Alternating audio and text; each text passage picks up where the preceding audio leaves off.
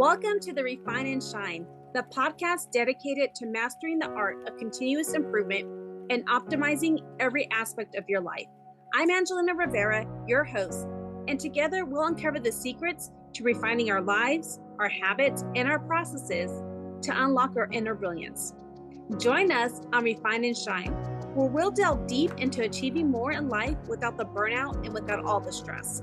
This podcast is your platform for a more fulfilling life through continuous improvement and personal growth.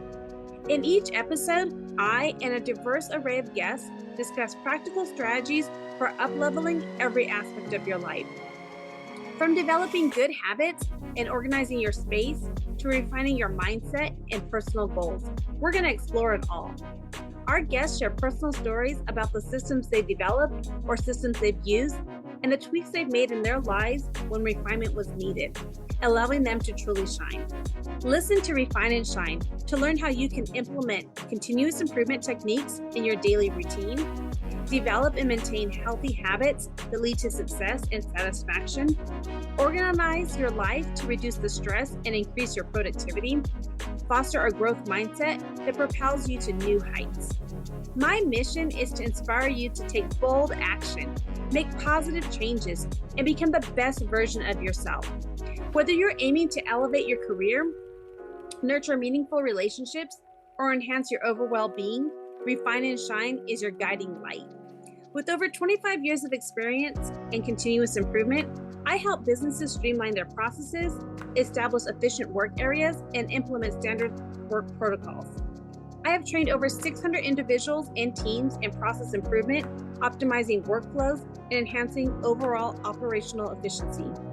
Tune in every week as we embark on an enlightening journey, exploring paths to refinement and illuminating the way to shine in every area of our lives.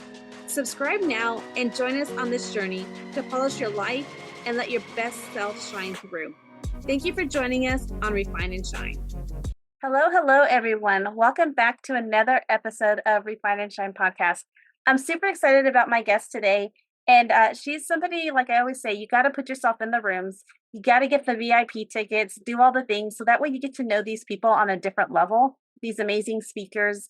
And so I first met her in January. And actually, I was kind of behind on the calls that I was listening on. And she had offered this Zoom call that I didn't get to partake in because of schedule. But I listened to the call on the way to the trip. I had a 6-hour drive to this event. And I heard her story. And I was like, oh, I really need to know this lady. Day one, kind of shy, but by the end of the whole event, I was able to get selfies with her. We had lots of fun. We had a lot of great conversations. And so I'm so glad that I was able to get her on the podcast today. Her name is Jessica Papineau. She is the founder of CSJ Styling, a leading personal style company dedicated to empowering female entrepreneurs on a mission to change the world. With over 25 years in the fashion industry, she has helped thousands of women harness the power of style to serve their purpose, boost their confidence, and elevate their image. From 7-figure entrepreneurs and executives of billion-dollar global brands to influential creators and leaders in entertainment, sports, and music, Jessica's expertise transforms wardrobes into a strategic tool for success. She understands that style is more than clothing. It's a catalyst for confidence, visibility, and impact. By cultivating wardrobes that align with each client's vision, Jessica helps high-achieving women step fully into their power, show up with clarity, and make a lasting impression in every aspect of their lives. She is a recognized thought leader in personal styling. She has been named one of the MSN's top self-made women to follow in 2025. She was featured in the book Slaying Sarasota and was a nominee for Sarasota's magazine's Women Who Wore Leadership Award. She has been featured on ABC News, Suncast View, and the top entrepreneurial publications.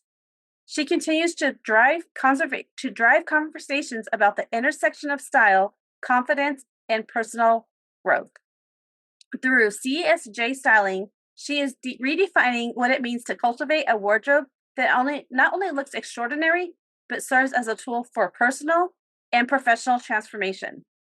With the goal of helping women imagine more for themselves, break free from what's holding them back, and show the world who they truly are, Jessica is committed to empowering women to elevate their style and transform their career, relationships, and life. Thank you, Jessica. That was such a great introduction to you. Thank you. Thank you. I'm like, wow, I'm listening to my bio going, okay, well, that sounds pretty good. It's kind of like a novel, but I, I really enjoyed hearing it back.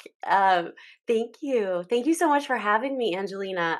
I'm so excited to be here. I'm so happy to be pouring into your listeners today and sharing my story and my insights. And I can't wait to get started. Well, we were talking a lot before we started, and then we're like, oh, we got to record this podcast. Yes. But what I love about you is like when I heard the call while I was driving through, because I was driving from California to Arizona, and I just heard a little bit about like when I first looked at you as a speaker and all the things, I'm like, oh my God, this lady is beautiful. She's gorgeous. And the thing that everybody always type, like not everybody, but people think the first thing, like it must be easy for her, right? It must be, they always assume things like that. And I know that a lot of times it's like you have 25 years to be the woman you are today. You are in that industry. You've been working in this industry. And what love to hear, if you wouldn't mind just briefly saying, telling the story of where you came from to how you are now. Like what's your journey to getting to where you are today to be this top rated woman who is winning these awards, who's like all the things. Can you tell us a little bit about that? Yes.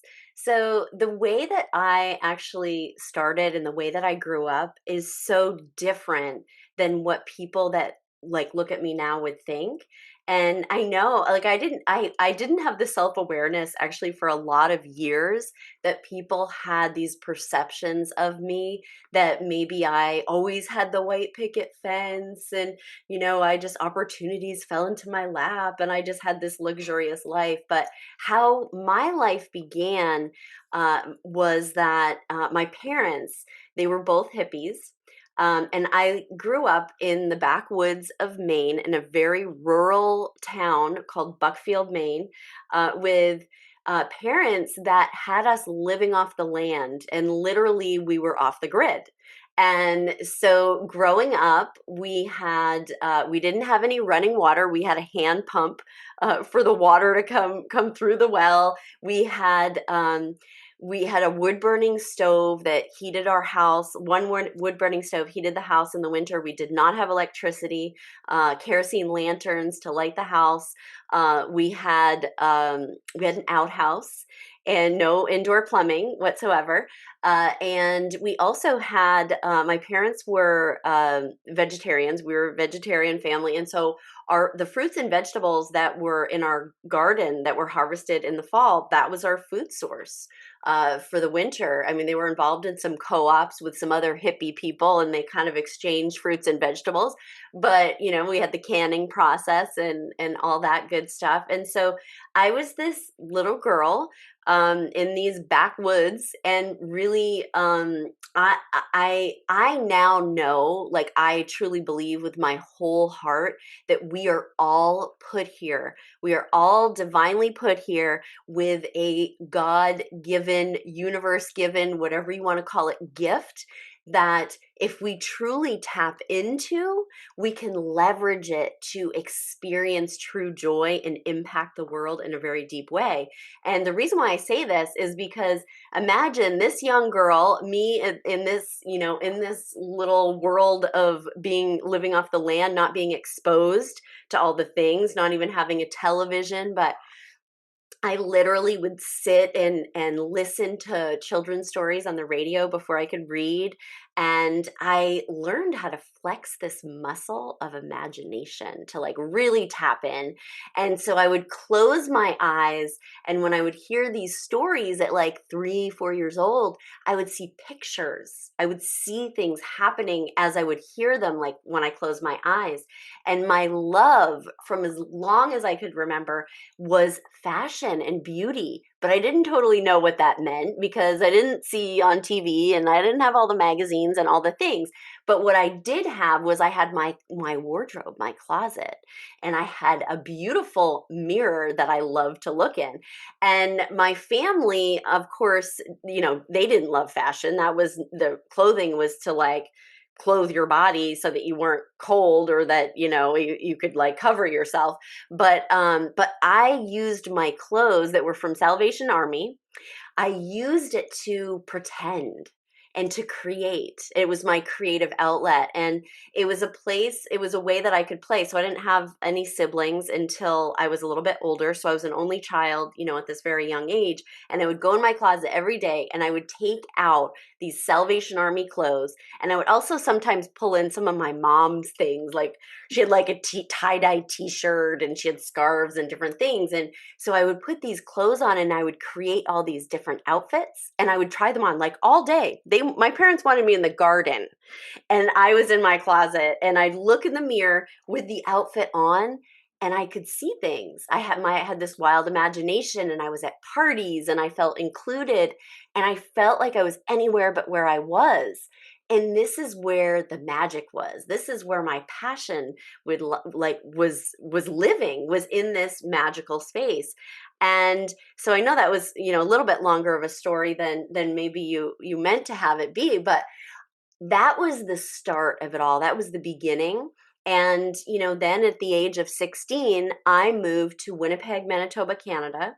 I wanted to get out of this town. I did not feel that I belonged there. I knew my parents loved me. Wasn't that? And in fact, now I just see it as such a gift. But at the time, I didn't love being there. I didn't feel like I belonged. I thought there was, I knew there was something out there that was better for me. I really wanted to work retail. I wanted to dress other women because I knew how good it made me feel. And I knew I could help other women to feel that same way with these abilities that I had. And so going to Winnipeg, Manitoba, and I went there because my parents had divorced. My dad moved back there. He was from Winnipeg to live with his mom. And I called him up one day and I said, Dad, I want to come live with you. And my whole purpose was to work retail and to begin helping women to dress themselves. And I wanted to find myself there. I love that. I love that. And I love that you share that story because, you always had a passion for style. And here you are with your imagination. You don't have the television. You're not looking at magazines and all the things, but your brain saw God gave you these visions of what style could look like and you had it. And I think that's so amazing because you're still here doing that and you're doing it at such a high level now. And so tell us a little bit about how did you get from retail, or tell us about the retail until how you got into actually this full blown business of styling these high entrepreneur women. Yeah, well, up until the age of 16, I mean, obviously I had worked, but I had, the work that I was doing was like labor, like in the morning, I had to take a pee potty out to an outhouse and dump the pee everyone peed in through the night before. And I know that sounds extreme, but it just like that's the reality. And I would do things like, picking strawberries in the summer and that would be, the money I would use and I would get clothes with that money. And then, so moving to Canada and going and finding this retail job, I was void of any experience in retail. I had only dressed myself up until that point. But the first thing I did when I went to Winnipeg was I typed out on an old typewriter this resume that it was void of all this retail experience, but had all this like hard work, experience. Went to a mall in the farthest end of the city, the big mall, for the first time, got on a city bus. I was terrified but excited at the same time. And I went and I got a position in a clothing store. And, there's something about the way that I was wired from a very young age. I've had a fire in me and a knowing. And when I want something and see it as being true, because I see it before it happens, I think I also learned how to manifest in this imagination state when I was a child, not even knowing what I was doing. And I had a woman in a store, and it was the very last store that I handed my resume to in this like little tucked away corner. And I knew I was going to get that job. I was not leaving that mall until I got a position. And I was there all day that day. And I walked in, and this woman, she gave me an opportunity. She said, you really don't have any experience, but I see and feel your enthusiasm, and I'm going to hire you. And I remember that first day going to the store, and with like all my dreams were coming true. And shortly thereafter, my experience was that I was not well received in that space. I didn't know that I had been hired at a woman's plus size clothing store, and I was not self aware enough to know that me being this skinny, scrawny kid that looked so young it wasn't attractive for women, executive women coming in that were plus size to have me help them. And how I took it when they would walk in and I'd say, "How may I help you?" And they would kind of put their hand up in my face almost and say, "No, I'm fine," and not want to make eye contact with me. I took that as wow, I thought I belonged here and I don't even belong here. And so I was really, in my life at that time, I was really hurting. And that was when I began, there was abuse happening in the family with my father. And so, but all I really wanted, I knew that I could overcome this. I always have had a knowing that there's no such thing as no, there's always a solution. And I remember going to work one particular day, being on the city bus, and having this knowing that how I was approaching things in the store, it had to change because it wasn't the way that I was going about it. It wasn't working. So I remember the day, and I mean, I don't have to share the whole story. Many people have heard me tell it many times before, but I'll try to give the highlight version because this day changed everything. A woman walks into the store, and I had been there for about 2 months at that time, and or no, maybe a month and a half, but I was really feeling defeated. But that day I thought, I am going to change these circumstances. And this woman came in, and just like every other woman before, she did the "I'm fine, I don't need any help." And, there was a lot of, when these women would walk in, they were executives. This was 1993, back in the day when, women were buying suiting, like Mhm. executive women. They weren't just buying suiting, they were buying clothes that were almost like putting on this armor of inserting themselves into a male dominated world, still at that time in the 90s. And I viewed these women not only as beautiful, because I could see them in all their beauty, but I saw them as so powerful. But then what I observed, and I observed the same thing with this one woman, saw her go around the store and she picked up all these clothes kind of frantically, like she needed something, but she just wanted to get it over with. She goes in the fitting room. I see her come out a couple times. I see how her energy shifted, how her confidence seemed to deflate every time she looked in the mirror. And I watched her use the articles of clothing to cover up areas that clearly I could see she didn't love about herself. And this was such an interesting concept for me because I didn't know that other women had insecurities. I was so secluded, where I'd lived in Buckfield, Maine for all these years. And I remember that day watching her, and I imagined her in the outfit that I would put her in. And I thought to myself, as she left everything in the fitting room, she started to leave the store, and I thought, I'm going to do something different. And this voice came out of me that I didn't even expect. And I said, "Excuse me." And I was almost embarrassed by my own voice. And she turned around and I said, "Hi, I'm Jessica." And she's like, "Hi." I said, "What's your name?" She said, "Kathy." And I said, "Kathy, clearly you came all the way to the furthest mall in the city. And this store was like little tucked away at the farthest corner." I said, "You must have come here for a purpose and for a reason.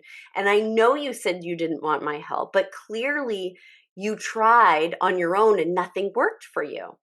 I said, "Why don't you give me a try at this point? What do you have to lose?" And she said, "All right, kid, I'll give you a try. I don't think you can dress this body, but I'll give you a try." And so I had the exact outfit. I knew I had already dressed her in my mind. I knew what it was going to be. And I strategically went and I picked out the outfit, and I picked up these pieces and I brought them in the fitting room for her. And I waited outside, and she came out of the fitting room. And she looked at me and she goes, "I don't know about this. This feels a little bit revealing." And I saw her, and she looks in the mirror, and she looks at her body, and she did what I had watched her do before, which was her eyes. I could see them. It would go like it went to this area of her body. It was her midsection. And I knew that she did not love that area of her body because I saw her eyes go there, and she wasn't seeing herself, and she looked defeated, and she looked uncomfortable in her own skin. And I said, no, wait. And I stood in front of her, and I picked up this duster sweater, and I had her in like this, it was like navy blue pants. She had like pulled them on. They're very simple, but they kind of skimmed her body. And when she put them on, it highlighted her waist. And I put on this little shell, tucked it into the pants. And she was like, oh my gosh. I said, just wait, Kathy, just wait. We got this. And I put the duster sweater on her that kind of had multicolors in it. It was like, I know I'm so visual here. I remember it like it was yesterday.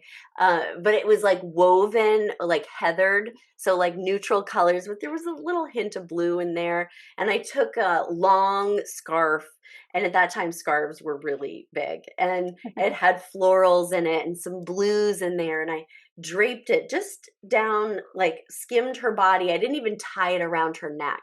And I grabbed some necklaces, long necklaces, and I put them on, and then I put on the pumps, and I made her wear a belt. And I moved away from her body, and I peered in, and I watched her look in the mirror. And when she looked at herself, she didn't do what she had done before. She didn't focus on that one spot. I saw her eyes, and they shifted. It totally changed. Her eyes went from her toes. I saw them, and they went all the way up to the top of her head and then back down. And she locked in with her own eyes. And I could see something happen. And her body language shifted. Her shoulders went back. Her eyes glistened, and they filled with tears. And Kathy turned towards me, and she looked me in the eye with tears streaming down her face. And she said, I've never felt this way. I've never felt this way in my entire life. You've got something. Like, I feel beautiful. Thank you. That was my moment. And I knew that that was my gift to give the world, to give women, to reclaim their power and allow those gifts, that power they had within them that didn't need to lie dormant anymore, to flow through them. And I knew that I had to keep going.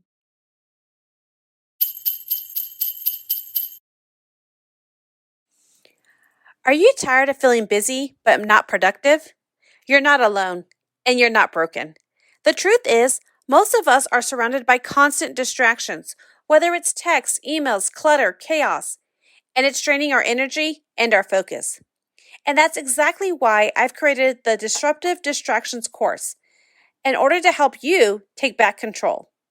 In just 5 powerful modules, you'll learn how to identify your biggest distractions, create systems that actually work, boost your focus and your flow, and finally follow through on the things that matter most. This course is simple, it's actionable, and it's going to be life-changing. And the best part, you don't have to do it alone. Join the movement of doers and dreamers who are done being distracted. Visit angelinarivera.com/store to enroll now before the next session starts. It's time to disrupt the noise and own your focus. Like I mentioned, there was abuse happening in my family, and I continued for myself personally to use clothing as a tool to pretend, even at 16, 17, 18 years old, and look in the mirror in my little bedroom that was on the top floor of my grandmother's house. And I would look in that mirror, and as I would get dressed every morning, and now I could actually have a shower, and I could blow dry my hair, and I put on makeup, and sometimes we think of these things as superficial, right? But it wasn't for me. It wasn't superficial at all. I would put on the clothes, I would put on the outfit, And I'd look in the mirror to start the day, and I could leave behind me what the night before had been, what that had looked like, how I had been treated by my dad, and I could leave it there, and I could. It was almost like imagine and pretend, and it wasn't a covering up of things. It was just living as if I was her, as if I was that girl that was living out all her dreams. And that's how I survived. That was my survival. And all these years later, I obviously became a mom. I have two boys, moved to Sarasota, Florida, have a husband, and we still had some trials and tribulations. We had years of really, we lost everything, and I had to go back. I was home for a while with the kids, had to go back to work, and was paid very little to work in a boutique. But I began to change women's lives. I watched them transform over and over, just like I had watched Kathy do. And then there was another moment where I surrendered and said, the way that I'm doing it here in this boutique, in just these little moments, and even I would go to their homes. They wanted me to go to their homes and help style them. But even in this little moment that I could help them, how could I do this in a way that was just mine, that was unique, that was creative, and that would fulfill this need of helping women that were high level already, that were powerful, to really amplify their confidence, amplify their gifts so that they could transform other people's lives and create deep impact. And that's how CSJ was born in 2019, February 14 of 2019. CSJ was born, and it's been just a wild ride. I love all that you shared. And so I love how you shared that, like, from the beginning, it wasn't always like you were living off the grid, which is kind of funny because me and my husband are actually thinking about living off the grid, but not like that. We still want the running water. We still Yeah. want we want a bathroom. We are not going to an outhouse. But it's all the things, like I said, when we talked about earlier, like I live in California and the utility rates and all the other things, it's really high. So that's why we kind of want to live off the grid in certain ways. But what I love about what you shared is that, from no power, no electricity, buying your clothes from a thrift store, that now you are here styling these high level executive women. But it wasn't always easy, and you had to, like, and you had some hard times in your life, and there, that's what we can have, hard times in our lives, and we can use it to either keep dwelling on it or use it to help us move us forward, and use that as, a way to move and help, you know not mask it, but just to say, okay, I'm going to live in this vision of who I am. And I'm not going to let no matter what anybody says or how they hurt me or any of that, to let me hold me back. I'm going to keep pushing forward. And you did that. And I also love the story. And you shared it with me couple when we met in January about, having to go back to retail, with when times were hard and you were paying more for your babysitter than you were making, but you Yeah. knew in your heart, you knew in your knowing that that was what you had to do. When it became such, you had met again incredible business women during that time, and then got you into the part where you can actually now have your own styling company where you're helping these women, these high entrepreneurs. You're going into their homes, you're helping them with their styling, and you're not just doing it in Florida, is where you live, right?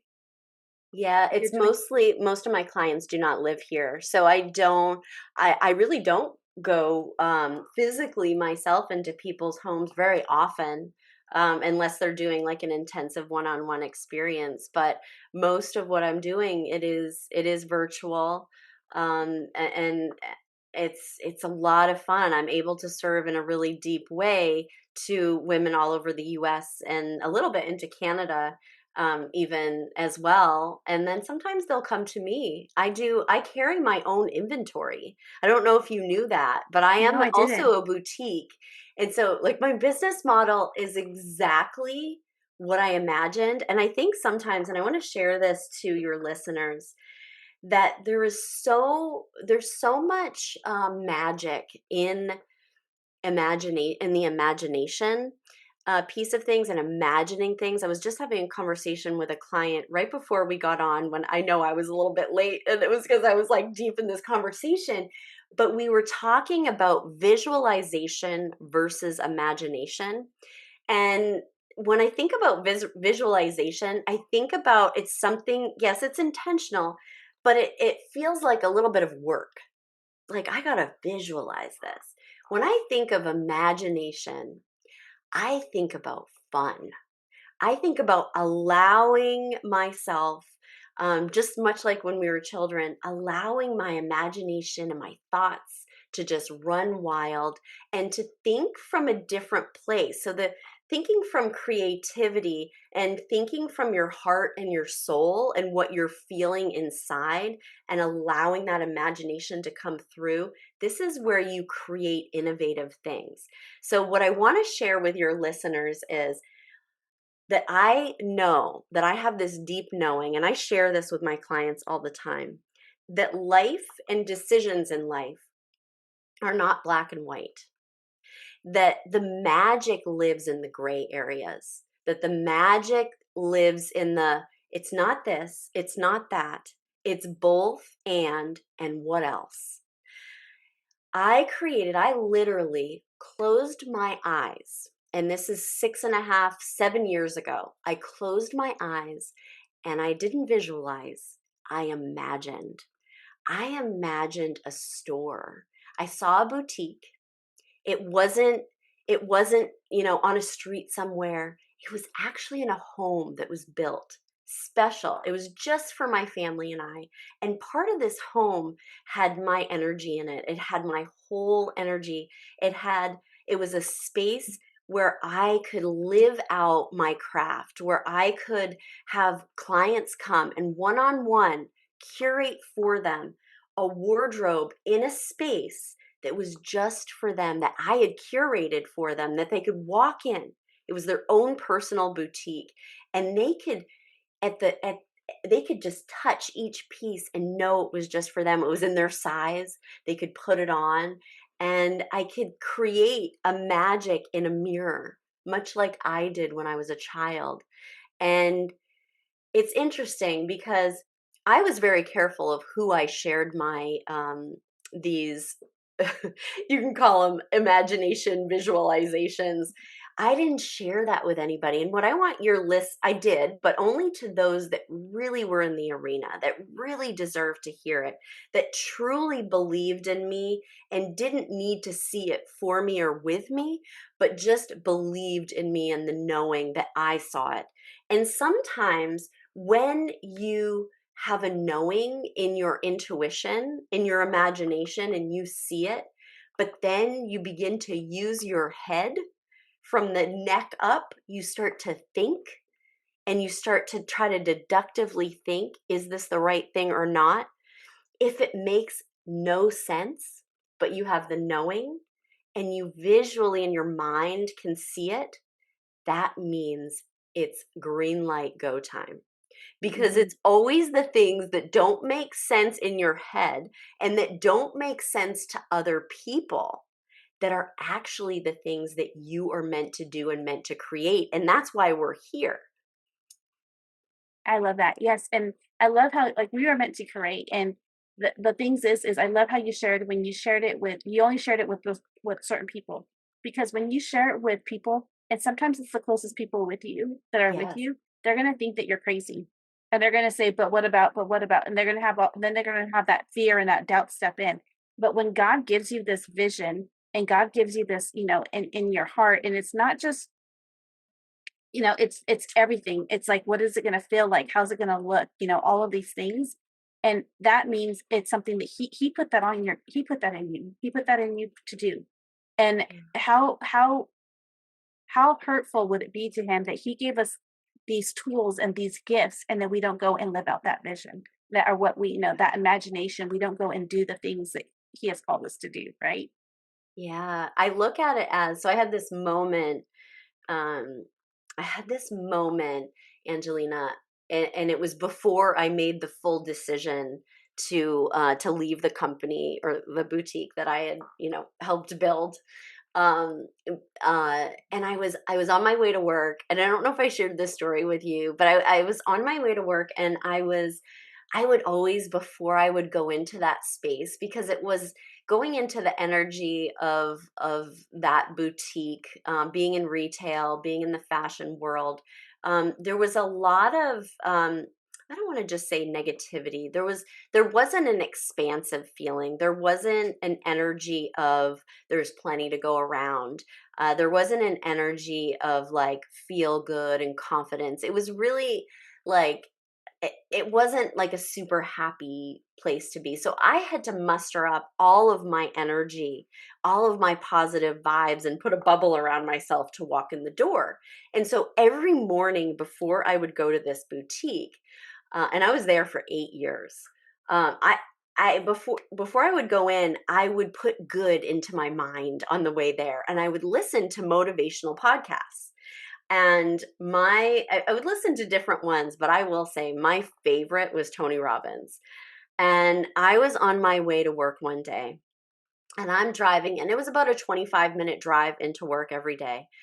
And I'm listening to Tony Robbins. And you know how sometimes you can hear things, or you go to even to a conference and like learn something, and it's like, yeah, you got something out of it, but then you hear it again, but in a different way, maybe from a different person, and you're at kind of in a different space when you hear it, and it really lands. That's what happened to me. So it just made me think of this when you said what you said. I was at a stoplight, and I'm listening to Tony Robbins, and I have it blaring. Like the person beside me, I look over and they were looking at me like, is this woman crazy? Because they could probably hear Tony talking next to them. And Tony Robbins says, if you have a gift and you know you have a gift to share with the world, and it's within you, and you have the knowing that if you fully leaned into this gift, that it would truly impact so many people's lives. It would transform their lives in a way that they could live their best life of joy and of impact. If you have that knowing and you choose out of fear not to lean into it fully, you are a selfish person. That is the most selfish thing that you could do. And I thought to myself, what? Like then I start having a conversation with Tony Robbins. I was like, really, after all these years, like I thought the way that I'm doing it, because I had capped out what I could make at this boutique, thought the way that I'm doing this is I'm impacting people. I've got a side hustle. I'm going to their homes. I'm curating their wardrobes. I'm doing everything I can. How could I possibly start a company and start from scratch again? Right. And how would that deplete my family, the family finances, right? Because were at nothing on food stamps when I started working for the boutique, and we had built up to something. But I realized that if I didn't take this leap of faith, it wasn't even faith, it was knowing, it was a fire in me. And without the confines and the limiting beliefs that the resources wouldn't be there, if I chose not to do it, what type of life would I be leading? Right? Mhm. I was only getting little glimpses of how I was impacting. How much deeper could I impact? And it was that realization that it was selfish not to fully, that it wasn't selfish to take the leap. It was selfish not to take the leap. And it's a reframe that I think a lot of women really need to delve into and think about when they have a vision for themselves, when they have, taken that time to like pause, and they know they have a dream and they have a knowing, but they choose out of fear and out of thinking that it would be selfish to do that to their family, or they might fail and then those around them would be disappointed, but to reframe it up in such a way and think about how it could impact them if you did take that leap, what it could do for your children to realize that they could do these things for themselves, that they could create the life that they always desired to live. You give me so much chills. I haven't shared this story, I don't think, with you, but a few years ago, I heard Trent Shelton speak at an online conference, Yeah. and he says, "You don't have a complacency problem. You can, or you consistently go to a job you don't like. And during that really struck with me. And a few months later, I applied for a job that was totally on the other side of the country, or the coast. I work in the West Coast. It was on the East Coast, and I got the job. And so, but it took a while. And so I was like, because he was like making me think, like, why I'm almost capped out, and I'm here working 6 days a week, and I loved what I did, but I was also pay capped. I knew that I was never. I had 15 years to retire, being in the same place, same pay, like unless you get a cost of living. What am I doing? I'm dying inside. I will die inside, or physically die, because I'm not doing my full potential. And so I took this leap. I like one day I was just like, let me just put this job in. Let me just look and see what it is. And so I took this job, and everybody thought I was crazy. And the time that I applied for the job in May, before I got the official job offer, was in December. So I didn't tell anybody. Only a very few people knew. I didn't tell my internal family knew. Nobody else knew, because I didn't want people to say I was crazy. And it took a lot. While you're here applying for the job in May, you get the interviews in July and August, you get an official job or a tentative, and then you don't get the official till December. That was a long time to be thinking, maybe I'm doing the wrong thing. Maybe I'm not. Every day though, I showed up because I wanted to have that energy. Like you're saying, you have to get your energy state right. And there are going to be hard times where people are going to put you down or whatever it is. I was in a male dominated industry as a female manager, and that people maybe not agree with you or whatever. And so I always had to just keep myself. I would walk every morning, listen to my worship music or a podcast, and just be in peace that morning. Like, no matter what, I'm just going to walk, get my head in the right space. And when I finally made that, got that offer, and I had to put in my notice with my boss, everybody, it had all the people, you're crazy. Some people were sad. Some people were excited. And you had all the people thinking you're crazy, but I knew in my knowing I had to do it. And you know what happened since then? Yes, I had to fly back and forth from the East Coast to the West Coast on my own dime. My pay increased substantially that I never would have gotten had I stayed. Even with me paying for my own travel, it allowed my son, who worked at the same manufacturing facility I did, to actually get his first promotion, to get all these things, because I was a manager in a different area, but of course he can't. It allowed him to grow. It allowed him to move apart in different places. It allowed so much. And it was and it allowed me to build my podcast. It allowed so many things, but I had to first take that leap and not worry about what everybody else said. And knowing it was scary, like, how am I going to take this? What happens? And, it was something very risky. Nobody and everybody's like, oh my gosh, your grandpa helped build this facility. And it was like your great grandpa, it was all these things. But I knew they built it. We have a legacy. I got to my full potential, was one of the highest paid female bosses at that, there. But I knew I was meant for more. And we kind of just had that conversation prior, and we didn't even think we were going to talk about this. I know. I just let it go in whatever direction and where I feel called, that the listeners, that someone needed to hear this today. And I'm so happy that story came up for you, Angelina, because, and I'm going to use a story about fashion and clothing to kind of, sum up and create a metaphor for what you just said. Because I know this is going to resonate with your listeners, because I'm so happy that you're bringing this up too, because it's like, we are both two women that may be listening to this right now or watching us on YouTube. If you're on YouTube, they may be going, oh, well, I have those feelings. And I feel like if I do it, it might be selfish. Or I feel like if I do it, I might fail and people are going to, look at me and go, oh, she's a failure, and, all these things. How many women that are listening have done the thing consistently every morning where it's like, you get up and you kind of prime your day a little bit, right? It's like, we're all in an era now. If you're a high performing woman, like, you're going to get up in the morning and maybe it's that you're praying. Maybe that's, that's what you do. Maybe you write in a journal. Maybe you do both. Maybe you meditate.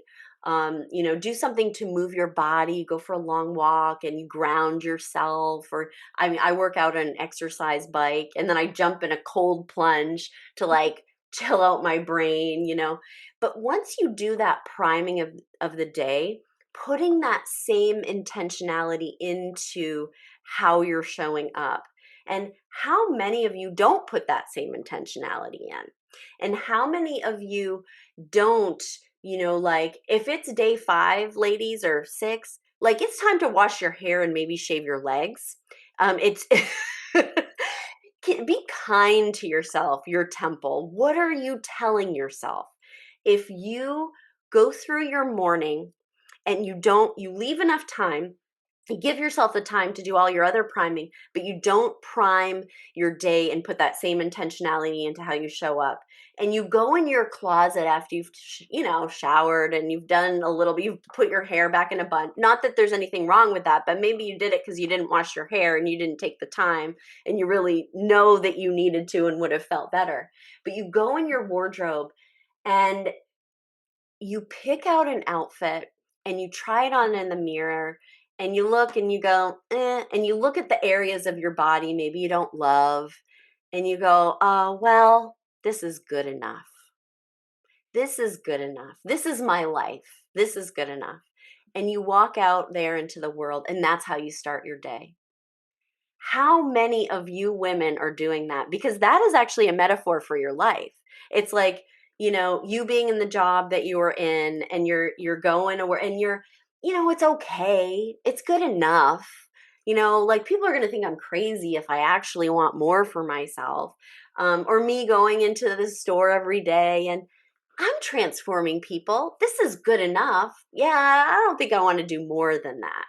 It's the same thing. It's like we need to be ready. We need to be prepared every day and fully stepping into our power every single day, claiming it, owning it, and showing up, because we're not just showing up for the people around us that need us. We're fully showing up for ourselves. And, it's as women, it's like you put yourself out there, you're allowing yourself to be fully seen, right?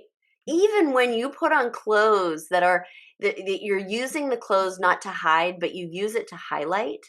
Some women say, yeah, I want to look pretty. And then they start to like prime and then put the intentionality in and they go out there for the day and they know when they looked in the mirror, they knew they looked good. And then people start looking at them and then they get nervous, right? And so these are some of the things I hear women say when I start to work with them one-on-one and I get them to show up. I actually create their outfits in a lookbook and they look at that every day, and I have told them the date and this, you're going to wear this no matter where you're going. And they tell me they start to feel nervous. People are looking at them. They're walking into the conference room, for example, and people's eyes are going on them.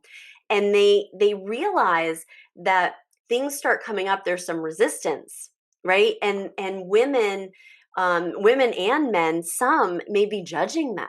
And they may begin to have naysayers. And I want to say to you, those that are like going to take these action steps to fully show up and feel good in your clothes, you're going to get that resistance. And it's so beautiful because that's the indicator. And you mentioned you're listening to Trent Shelton, you put yourself in the room, Angelina, but there are those that could be in a room that really aren't meant for you. Those aren't your people. So when you start to really be seen, it's because your frequency has risen, and that annoys people that aren't at that level, that are playing small, that are scared to step in. It'll annoy them. And that's your opportunity to shed those people. Just like it's time to shed the clothes that are no longer serving you, you shed the people that are no longer serving you. But then there's something so beautiful that happens. If you continue to lean in, you let yourself feel uncomfortable, you continue to show up, your frequency is rising, and then this beautiful thing happens after the resistance. The people that are meant to be in your life, the people you're meant to serve, the people that are meant to serve you, those that want to celebrate wins with you, they show up. They're attracted to you. And this is where it's not just transformation. You transcend to this whole different level version of you. And most women that I talk to don't even know that it's possible. And it is. I love that. Yes, it is. I can see it. And I know that some people like you like there'll be doubters and all the things, and you know they'll say one of the things I didn't want to leave when I left the job was I've been working there for 18 years, almost 18 years. That's a long time. My kids have, knew that place. Everybody, it's a long time. My great grandpa helped build it. My grandma worked there. Like, she was a first journeyman mechanic. There were so many things, but I knew that I was playing small if I stayed, and my brain wasn't meant. I had, and nothing against people who are still there. It's just that I knew for me, I was made to do something else. And the hardest part for me was that I was working for the military. I was helping support the war fighter, and that was the hardest thing. But now I'm helping support manufacturers and supporting a lot of people on a whole nother level. But it was Yeah. me to make that change. And I love how you put it. It's not just transformation; it's transcending. Yeah. And so I loved all the things that we shared about today. I mean, we could probably talk forever because we talked for a long time before we even started. And I that's just know. great because we connect really well and the vibe is there, and it's good energy. But before we wrap up, I always love to ask my listeners, what are my speaker, my guests, what is one thing that you can give to my listeners today, something they can take action on in order to refine and shine? I want you, the women that are listening, what I want you to do, because the women that listen to you, like we were talking about before, they are high performing. They're wanting to be best version of self every day. So I know they're priming. So in your priming process, before the going and getting ready, and how you're physically showing up, I want you to do this exercise. And it's an imagination exercise. It is a visualization. And what I want you to do is I want you to think about being the highest version of yourself on a stage. And this can be a metaphorical stage. This is the stage of life. This is like your stage. And you're on a stage as the highest version of you, and you're speaking into the people in the audience. Everyone in the audience is there just for you. They're all the people that need your voice, need your messages, need your support so that they can transform and transcend. And they're there just for you, and you're speaking into them. And you feel what it feels like to have on the clothing and be in the body of the highest version of you, and what that feels like. Now, feel into it. Feel the lights on your face as you speak into your audience that's there for you. Receive from them as you speak. Receive back, not just their gratitude for you being there, but receive back the gifts that they're getting, the transformations maybe that are happening in real time. Feel that. Let that land with you. But then what I want you to do as you're visualizing is I want you to remove your soul from the stage and leave your body there. And in the very front row, there's one seat. And you go and you sit in that front seat, and you feel the people around you, and you feel the energy, and you feel how good it feels to be in that energy. You might hear people laughing, some might be crying, but you're feeling into that, and it feels so good. And then you look up at yourself on the stage, and you see her. You really see her. You're focused in on every piece of her, and you love her, and you're receiving the messages back from her too. And what does she look like? And if you begin to incorporate that into your practices every morning, and then when you do get up to go take your shower and choose your outfit, have that vision in your mind, that imagination in your mind of that next level version of you. And I want you to pick from your wardrobe what aligns with her. What would she be wearing? What is she wearing? So that you can literally become her and collapse that time, because it's right there in front of you. The other thing you can do, so this is a really cool exercise. I've done this for masterminds. I take them through the guided meditation. I do this with one-on-one clients. Uh, but if you go to do this and there isn't one thing that makes you feel like that woman, it is time. It is time to invest in yourself. it's time to like not just get yourself in the rooms with the people, it's time to really align how you're showing up with what that fire and that passion is in you. Because if you don't, you are being selfish. I have a power presence quiz, so I'm going to gift that to your people. And the power presence quiz will give you an idea and an understanding of where you are at in this process. Are you really putting yourself out there? Are you visible? Do you need to make some adjustments in how you're showing up? That sort of thing. And so you can take this quiz and you can kind of see where I could maybe meet you where you are, because we have a digital course where people, women can go, they can watch the course, they can start to do some of these things for themselves. The course is Simplify and Elevate, and that will really allow you to reset your wardrobe and begin to set it up for this success that I'm talking about. We have a mastermind. And it will also kind of gear you to tell you, okay, do you really need to be in spaces now with the right women that will help you amplify your voice, that you will get that visibility to attract who really needs to be in your space, who your avatar client is. And we move the needle in so many big ways just by the women that are in that space and the collaborations that happen and celebrating wins and being in beautiful energy with beautiful people. And then I do work with women one-on-one. And this, I'm utilizing the clothes that are in my space here in my studio boutique.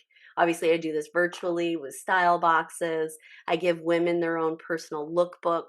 I'm on their advisory board when it comes to their image and how they're showing up. I work with, their other coaches, and I'm kind of on their team, so to speak, and really helping them to, visually show up as this highest version every day, and getting them to move the needle closer and quickly to where they really desire to be. I love all of that because how we show up, like the first thing that people see, and I used to explain this when I worked at, in a paint shop when I had like our vehicles. Like when you show up, the first thing a car comes in, the first thing they're going to see is the color of the car. Is it clean? Is it dirty? Or any of that stuff? Like if you are a car enthusiast. But the same thing, it's like that was when I was in manufacturing, but now it's the same thing as a female. Like I had worked in that industry for so long that I realized I need to start putting on. Even though I'm in a male dominated industry, I'm going to wear earrings even if I have steel toe shoes on. I'm going to wear the sweater. I'm going to wear the jacket because I'm going to feel like that. And I think that's so important. It's the first thing, if you want to level up, the first thing people notice is what you're, and it's not to say if you have to have the makeup and all the things, it's how you present yourself. And if you feel confident in what you're wearing and how you're bringing it, it's going to like make the world of difference. People are going to find you approachable. I remember when we were at the conference that we first met at, I wore an orange blazer the first full day of the conference, and I had never worn anything like that. And I was so glad I packed it because I hadn't listened to your call, but I just felt like a calling to wear it. So many people came up to me and like, that is your color, that is your thing, and like, we've never seen you, because and it made me feel so peaceful. And then I made sure I had my belt. Yeah, we won't get into the whole belt thing. Every one of my clients wears a belt. But, something interesting that you said, Angelina, and I do want to leave this with your listeners today as well, is that how people see you and how you're showing up. It's not superficial to want to feel or want to look beautiful, because what it is it's about how you feel and this full embodiment. And it's not so much about how people see you in your outfit and what that means to them. It's how you feel in your own body that matters more. Because when you feel beautiful, when you can look in the mirror and you can see yourself as a whole person, not the areas you don't love, but everything highlighted beautifully, and you can look in your own eyes and you feel that beauty, that gives off a level of frequency that is so magnetic that you will draw in every single person that needs to be in your energy. And it will allow you to, like I was mentioning, give that deep impact, and feel into a purpose driven life. But it will also allow you to fully experience joy in your life, have deep connection with yourself, and deepen the relationships that are all around you. I love that. I love Mhm. that. Well, thank you so much. And I just wanted to say, yeah, I love what you're saying about the energy, because that energy, it's like a magnet, right? And it Yeah. magnitudes. And if we have low energy, it's low energy, like it's not gonna attract the right people. And so we have to have the high energy. And I also like one of the things I always think of when you're saying that, I can envision, I had this imagination of me looking in the mirror in my best outfit and just saying to myself, I love you 3 times. I love you, I love you, I love you. And being happy that the way that it doesn't matter if I maybe not being the right weight or the right this or the right that as long as I felt comfortable in my clothing and I could tell myself 3 times that I love you while I'm looking in the mirror, then I'm going to have great energy and a great day. So, Yes, I love that. Thank you so much for thank having you. me. And I'm so happy that that I was able to kind of get you to that place where you were envisioning her and loving on her, but also to share that with all your listeners. So Well, thank you, thank you, thank you. you're welcome. And I'll make sure I have all of the links in the show notes. So thank you, everybody, for joining another episode of Refine and Shine podcast. Thank you for joining us on this episode of Refine and Shine. We hope you find valuable insights and inspiration to fuel your journey of continuous improvement. Remember, the key to success lies in refining your processes and letting your inner brilliance shine. If you've enjoyed this episode, be sure to subscribe to the podcast and leave a review. Your feedback is greatly appreciated and helps us reach more listeners like you who are eager to refine and shine in all areas of life. Stay connected with us on social media for updates and additional resources and behind-the-scenes content. We love hearing from our listeners, so feel free to reach out with any suggestions, questions, or success stories you'd like to share. As we wrap up, remember that the power to transform your life lies within you. Keep striving for growth, embracing change, and seeking opportunities to refine your skills. Together, let's continue to shine bright and make a positive impact in the world. Until next time, keep refining and keep shining.